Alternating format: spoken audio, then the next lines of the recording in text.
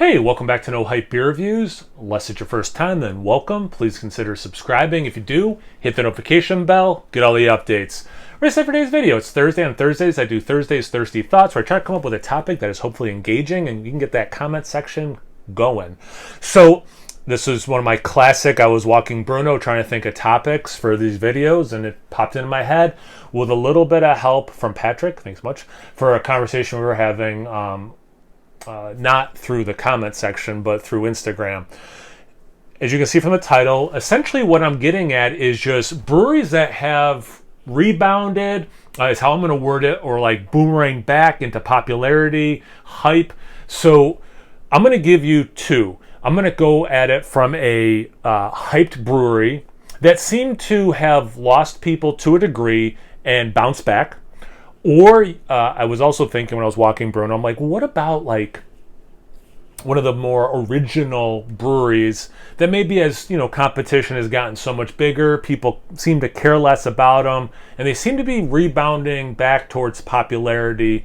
And I know hype and popularity are similar, but I think, like popularity could be sales, and not that I want to get into the nitty gritty of sales, but like popularity could just be, they're selling a lot of this product again, whereas hype is, the 10% of the people who are really into craft beer can't shut up about them, which then dominates the conversation. So like hype and popularity have similarities if it was a Venn diagram, but I do think they're two different things. So I'm going to give you the quote unquote more original brewery that I think people are kind of rediscovering, and a super hype brewery that seemed to have faded in hype, and I think coming back to hype. Now, and of course, as always, I want to hear your thoughts, or if you want to take this a kernel of an idea and put your own spin on in the comment sections, I'm also super up on that, or super up for that. And if it's a different enough spin, might yield a different video from me, which would be cool.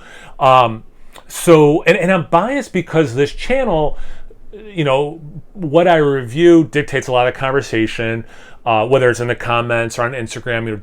Decent number of people DM me and stuff, so we have like different conversations about things. A few internet beer groups I'm in and pay somewhat attention to, but for someone who runs a beer review channel on YouTube, I'm not the beer guy in terms of news and numbers and stuff. This is just totally through my filter of what I've been exposed to, FYI. So when I was walking him today and thinking about this topic, and then, okay, so here's the idea. Now, what do I want for my answers? Firestone Walker popped in my mind. And again, I review, especially on these, Saturdays where I try to review something behind me, get them off the shelf. So part of it might be I'm just hearing more about Firestone Walker because I review them and the people comment about them. But like I was even talking to my friend Jim the other day, and he's like, anymore with these big barrel-aged stouts, I gravitate towards Firestone Walker, and the brewery anymore helps that he lives out in California. And I thought about the brewery too, but I feel like I'm kind of being a brewery stan right now, and I just need to pump the brakes on. So I do think they're also, with the shipping to, 47, 48 states now, they're definitely back in the conversation way more, but that's a separate thing, and I like the Firestone Walker one. Anyway, so definitely between me posting and people talking about Firestone Walker, and then like what Jim was saying, I'm like, yeah, I think, they were one of the big names in the game originally, more competition, kind of, I think a lot of people like me put them on the back burner, and then, kind of like, oh wait, no, Parabola is awesome, and like, not just that beer. And then you might have already kind of figured out, well, maybe not, the hype one. I'm going to go with Treehouse. And I imagine this would be the one people are going to comment on more than the Firestone Walker. So, Treehouse was obviously the hype. And then they expanded, and in some way, I did have a couple beers ahead of whatever the number is of beers as they were expanding that, yeah, honestly, they weren't as good.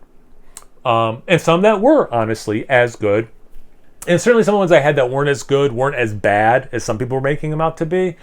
And I think with scaling, there is a learning curve. I didn't have a ton of the bottles they did, but I remember they were like bottling some of their core lineup, Green, Haze, maybe, I think Julius, like those kinds. And I had a couple of them, and at least the ones I had were not as good as some of the ones I had before, and it's not because they're in a bottle versus a can. They're still fresh and all that. It just didn't hit the same. So I definitely do think there was a dip in quality. That's what this video is about. This is hype or popularity. And obviously their popularity was fine because they're taking over Massachusetts. They have locations all over the place, So like their popularity, obviously they're still hugely popular and selling a lot of beer. But their hype, I think people are rebounding back to them. And I think part of it is because they've better figured out their scale and how to brew those beers and make them as good as ever. So I do think there's a little bit more of that hype. Now sales, popularity, I'm sure they've always just been crushing it seems like. But those are my 2 picks. So anyway, what do you guys think? Comment section below. Let's get those conversations going. Once you're done doing that, make sure you check me out on Instagram and Untapped. It's No Hype Beer Reviews at both those places. So please like, comment, subscribe, and most importantly, imbibe. Cheers, everyone.